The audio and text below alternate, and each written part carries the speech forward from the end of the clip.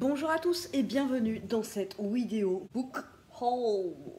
On va se poser, prendre le temps, hein, parce que du temps j'en ai, toi-même tu sais, si tu sais pas pourquoi, regarde la dernière vidéo. C'est une vidéo qui m'a été suggérée. Donc ici c'est mes livres de sorcières, j'aime trop.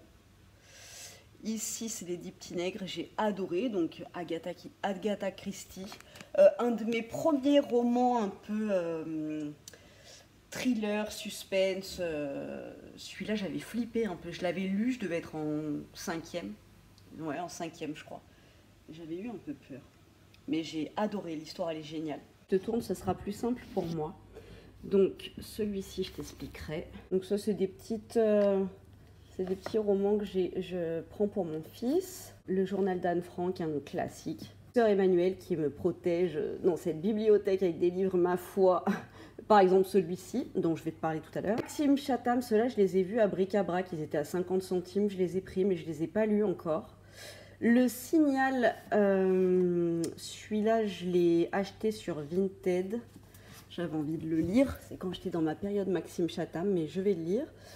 Erectus, j'avais commencé à le lire et j'ai pas du tout accroché. Franchement, ça m'a fait penser à ce qui se passe en ce moment, donc pas du tout accroché. La fille du train, pareil, j'ai commencé à lire. Alors apparemment, il est génialissime. J'ai commencé et j'ai arrêté, je sais pas. C'est Franck Tilliez, je l'ai pris parce que j'ai lu Puzzle de lui et j'ai surkiffé. On en parlera tout à l'heure. Stephen King, Rage, c'est une édition qui est très très rare, qui a été arrêtée. À la publication quand il y a eu les tueries dans les lycées aux États-Unis. Ça se lit, mais je ne l'ai pas trouvé transcendant. Patricia Daré, il y a quelqu'un dans la maison. Elle avait fait une interview avec le Grand JD et j'avais adoré. Franchement, son histoire m'a fascinée. Du coup, j'ai acheté ce bouquin. Il y a quelqu'un dans la maison. Voilà, c'est, tu vois, un peu le délire, quoi. J'ai pas encore lu. Wonder, j'ai trouvé génial. Donc j'ai lu le livre et j'ai vu le film. Comme d'habitude, dans les livres, beaucoup plus de détails. Donc j'ai adoré. Une histoire vraiment géniale. Un petit garçon en fait qui a une maladie et qui a une grande malformation au visage et c'est chaud quoi, tu vois. C'est l'âge où les enfants sont méchants malheureusement. Le Labyrinthe, parce que c'est un des films préférés de mon fils, donc je l'avais pris en livre, au cas où un jour il a envie de se plonger dedans. Karen Gibel, une de mes auteurs préférées, c'est le dernier que j'ai acheté. Toute blesse, la dernière tue, je ne l'ai pas encore lu celui-ci, il est en attente. Mais j'ai tellement hâte parce que franchement ces livres, on en parlera encore tout à l'heure, je vais en sortir deux pour t'en parler. Cet auteur-là est génialissime. Le Festin nu, celui-ci, je crois que c'est dans Puzzle qu'ils en parlaient, de ce bouquin. Ce monsieur-là, en fait, un soir, sous opiacés et tout, tu vois, bien camé ça m'aimait la chèvre, a écrit ce bouquin en une nuit. Et moi, voilà, tu vois, c'est quand on me dit que le livre, il a été interdit, qu'il a été écrit sous toutes sortes de drogues, j'ai envie de le lire. Donc j'avais envie de voir ce que c'était cet ovni. J'ai pas encore lu mais je l'ai et ça je sais que je vais le lire un jour. Les conflits d'une mère d'Elisabeth Badinter, donc c'est Marie-Thérèse d'Autriche et ses enfants. À l'époque, les femmes, elles n'étaient pas trop proches de leurs enfants et tout, sauf elle. Et il y a un livre sur sa vie, donc ça m'intéressait trop, j'avais trop envie de le lire. J'aime beaucoup les trucs d'histoire comme ça, un petit peu, tu sais, comme l'émission avec Christine Bravo là. Donc j'avais vraiment envie de le lire et Elisabeth Badinter, j'aime beaucoup. Celui-ci, je te le sors. Celui-ci, je te le sors. Bon, on arrive vraiment, je vais pas te parler de tous, hein, mais bon. Ça, apparemment, c'est une édition hyper rare que j'ai chiné à bric-à-brac pour, je crois, 1,50 €. Et j'ai regardé sur eBay, effectivement, c'est une édition qui vaut super cher. Donc je suis trop contente. Et non, je m'en séparerai pas. Thérapeute du ciel, j'ai déjà fait une revue là-dessus si tu veux aller voir. Harry Potter, l'enfant maudit, c'est le dernier. C'est en pièce de théâtre. Ça, il faut que je le finisse avec mon fils. Celui-là, je te le sors. Tous les manoirs, là, ceux-là, il faut que je les lise. J'adore les résumés, tu vois. Des trucs un peu, j'aime beaucoup. Il y a quoi derrière? Ah, c'est le marque-page. Ah, c'est Les Bienveillantes. J'avais vu une des vidéos de Julie de Tersac qui avait ce livre dans sa bibliothèque. C'est les trucs sur la Seconde Guerre mondiale, ceux qui s'occupaient, enfin bon bref. C'est un pavé énorme et écrit tout petit. École de la peur, ça j'ai adoré, pareil, je t'en avais parlé en vidéo. L'Institut de Stephen King, mon livre préféré de ma bibliothèque, je crois. Je t'en ai fait une revue, pareil, si tu veux regarder, il y a la revue complète. Jessie de Stephen King, ça pareil, c'est un des romans de Stephen King que j'ai envie de lire.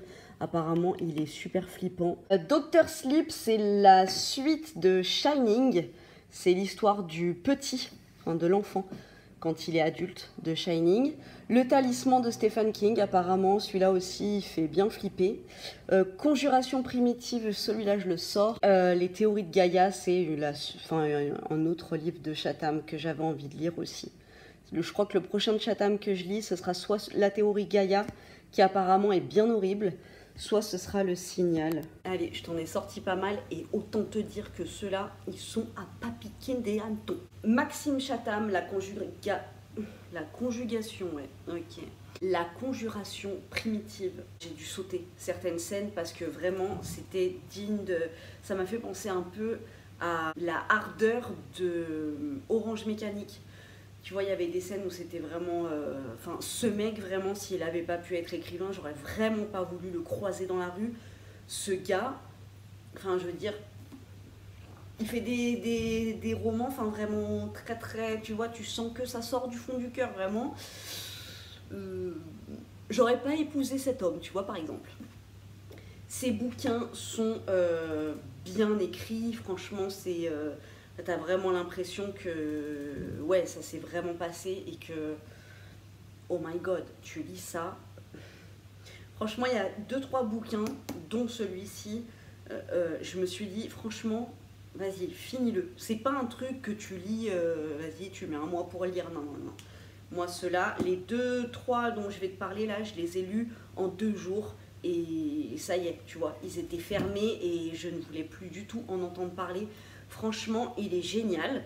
Si t'aimes tout ce qui est horreur, gore, rentrer dans la tête d'un fou furieux, bon bah vraiment celui-ci tu vas surkiffer, vraiment.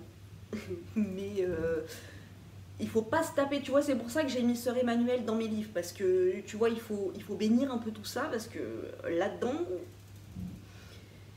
voilà quoi. Ce que tu as fait de moi, de Karin Gibel. Karin Gibel, vraiment, j'adore.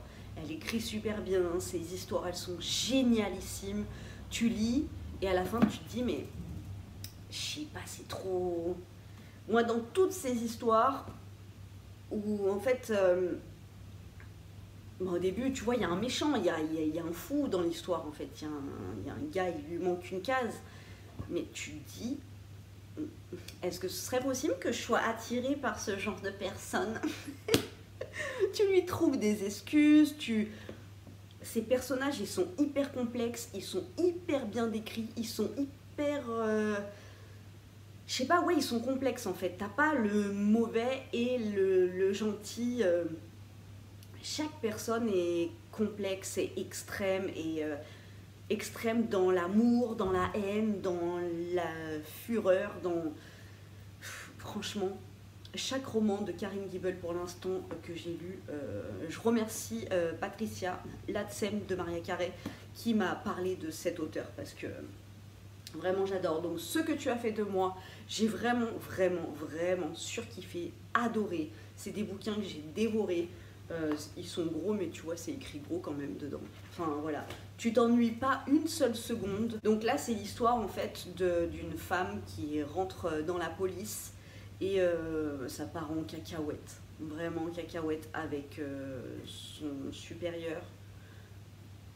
Peut-être pas que. Tu rentres avec elle dans l'histoire. Tu n'es pas qu'un simple lecteur, tu es dans le livre. J'ai adoré. Celui-là, ça fait un petit moment que je l'ai lu, hein, mais dis-toi, je suis encore in love d'un personnage de ce livre. Oh, je l'ai tellement aimé. Celui-là, c'est un livre que je vais relire, c'est sûr et certain. Meurtre pour rédemption. Comme ça, il fait flipper, hein. Mais si seulement il avait pu être 4 fois plus gros et que l'histoire continue, ça aurait été génialissime. C'est l'histoire d'une femme qui est en prison. Alors, moi franchement, cette femme, je voulais être elle. J'adore le personnage de cette femme. Elle est dure, mais elle peut être douce en même temps. Elle est forte. Je te jure, quand je lisais ce livre, j'avais envie de m'inscrire à la boxe. Pas pour défoncer des mémés leurs chèvres, non, pour être comme elle. Je voulais être elle et je voulais... Enfin, je te laisse lire, mais franchement... je viens d'ouvrir, je viens de retomber sur son prénom et... J'adore ce bouquin, je ne peux que te le conseiller. Jamais de ma vie je me suis économisée en lisant un livre. Là je m'économisais, je me forçais à ne pas lire, à m'arrêter, à faire des pauses en fait. Meurtre pour rédemption, si tu ne dois en retenir qu'un, retiens celui-ci. Ensuite, de Karen Gibel toujours, le Purgatoire des innocents. Celui-ci, tu vois, c'est comme avec Conjuration primitive, et j'ai réussi à le dire. Je l'ai fini pour arrêter le supplice en fait. Franchement, d'une dureté. Franchement, j'ai lu, en gros, tu vois, le premier début du livre comme ça. Ouais, ça va être une histoire, tu vois, ça part sur des braqueurs, des gars qui font un braquage, et il y en a un dans l'eau, il se prend une balle. Et ils doivent aller se faire soigner quelque part, tu vois. Donc tu dis, bon, histoire de braquage. Moi, on m'avait dit, c'est le premier que j'ai lu de Karen Gibel. Et on m'avait dit, donc la scène de Maria Carey, qui m'a dit que cet auteur-là, c'était un truc de malade. Et je m'étais dit, ouais, bon, peut-être l'histoire de braquage, elle va être grave bien menée, tu vois, ça va être... parce que moi, les cavales, les machins, voilà, quoi. Et alors, l'autre partie, donc là, t'as la cavale, et cette partie-là, il y a un switch, ça m'aimait la chèvre, mais alors, tu le vois venir de nulle part, genre d'une phrase à l'autre, on tombe dans un truc, les gars, hyper dur. C'est un livre, je l'ai lu en une soirée parce que stop quoi, il fallait arrêter les... voilà quoi. Puzzle de Franck Francky quoi. J'ai adoré, j'adore les histoires, les thrillers psychologiques, les trucs où tu te dis, attends, c'est ça ou c'est pas ça? C'est pour de vrai ou c'est dans sa tête? Qu'est-ce qui se passe? Attends, mais elle a pas fait ça au début? Ou tu vois, j'adore. J'adore où tout le long de l'histoire, il faut que tu te raccroches à des trucs. T'es vraiment dans le bouquin parce qu'il faut pas que tu lâches quoi, dans ce genre de bouquin. C'est deux potes en fait qui sont à fond dans les chasses au trésor. Mais chasse au trésor pour de vrai, tu vois, pas virtuel. Ils vont vraiment dans des lieux, ils font des chasses, des trucs comme ça. Ils trouvent des indices, ils trouvent un trésor. Et là, ils ont été convoqués pour The chasse au trésor, tu vois, où vraiment il y a très peu de candidats qui sont appelés et qui sont élus, je veux dire. Est-ce qu'ils vont y aller, est-ce qu'ils vont pas y aller, comment ça va se passer? Enfin, franchement, c'est un livre de dingue. Moi, j'adore. Thriller psychologique, j'aime trop. Stephen King, Marche ou crève. Mais alors, celui-là aussi, malheur. Je peux pas te raconter, tu vois, la fin, Alors, il n'y a pas tout le monde qui aime. En gros, c'est marche ou crève. C'est vraiment ce que ça résume, le bouquin. C'est des gens qui participent à une marche. Et j'ai adoré parce que c'était un peu dans la veine de Battle Royale. Tu vois, en gros, ils sont sur un truc et il y en a qu'un qui reste, tu vois. Adoré, j'ai adoré. C'est un roman qui est assez... tu suis des gens qui marchent en fait. Hein. Aussi, il y a beaucoup de psychologique. Tu rentres vraiment dans le personnage, dans sa personnalité, dans ses failles, dans le fait que l'humain il peut chercher vraiment au fin fond de ses ressources. Parce que là du coup ils doivent marcher, ils ne peuvent pas s'arrêter, il n'y a pas de pause. Donc je te laisse imaginer tout ce qu'un être humain a besoin de faire pour, dans la journée en s'arrêtant quoi. Voilà, aller aux toilettes, manger, dormir. Voilà, donc une fois que l'être humain est privé de tout ça, qu'est-ce qui se passe? Je lisais, je chialais ma race. Tu sais, moi, je lis en allant au boulot, en marchant, en fait. Et je marchais comme... Oh non. Vraiment, j'ai adoré, vraiment, j'ai adoré. Stephen King, après, celui-ci, je ne l'ai pas encore lu. C'est un livre que je me suis pris pour mon anniversaire. Jamie n'est pas un enfant comme les autres. Il a le pouvoir de parler avec les morts. Mais si ce don extraordinaire n'a pas de prix, il peut lui coûter cher. C'est ce que Jamie va découvrir lorsqu'une inspectrice de la police de New York lui demande son aide pour traquer un tueur qui menace de frapper depuis sa tombe. J'ai trop hâte. Ensuite, l'avant-dernier dont je vais te parler, c'est Les Survivants. Alors voilà, l'exemple type de pourquoi il est préférable de lire un livre que de voir le film. J'ai lu le livre et j'ai vu le film slash reportage sur les survivants. Non mais dans le reportage, quand je te dis il y a un sixième de ce qui s'est passé dans leur vraie aventure, en fait, dans leur vraie mésaventure, mais c'est le cas. J'ai lu le livre, j'ai vu après le reportage et je me suis dit mais attends, il y a plein de trucs qui sont essentiels et qu'ils ont complètement occultés dans le reportage. Vraiment, en plus j'ai bien aimé parce que là, tu vois, il y a des petites images, donc tu peux un petit peu, tu vois, en voyant les visages des gens, tu peux voir leur personnalité et tout. C'est les survivants d'un crash aérien, voilà, en plein milieu des Andes, donc dans la neige, dans le froid. Il y a eu des survivants. Comment ils ont fait pour survivre? Et ben ça, il faut lire le livre. Et franchement, il était génial, hyper touchant, hyper... Waouh, je prendrai plus jamais l'avion de ma vie, vraiment. Et le dernier bouquin, donc en date, là il me reste ça à lire, mais j'ai arrêté ma lecture. Pourquoi donc? Donc c'est des petites histoires de Pierre Bellemare. Ils ont vu l'au-delà. C'est des histoires sur le paranormal, sur des trucs qui s'est passé... des témoignages en fait de trucs qui sont passés inexplicables. Franchement, si t'es superstitieux, si tu crois à ce genre de trucs, tu vois rien que d'en parler, je te jure, ça me fait flipper. Moi, ce bouquin, je l'arrête parce que il me fait peur en fait. Il y a des trucs, tu te dis, mais attends. Et si jamais il m'arrive un truc comme ça dans ma vie, non merci. Donc voilà, je vais enlever le petit marque-page et je vais le relayer, je sais pas, s'il y a une collègue à moi qui passe par là et qui voudrait le lire, je lui redonne ou alors je vais le remettre à bric-à-brac. Mais franchement, non, pas un kiff, pas un kiff. Après, si toi, tu vois, tu prends ça à la rigolade et machin, ouais, tu vas peut-être passer un bon moment, mais franchement, vite fait, vite fait. Voilà. Mais écoute, ça fait très très longtemps que j'avais envie de te parler de mes bouquins, dis donc. J'espère que ça t'a plu. Je te fais des gros bisous et je te dis à très bientôt dans une prochaine vidéo.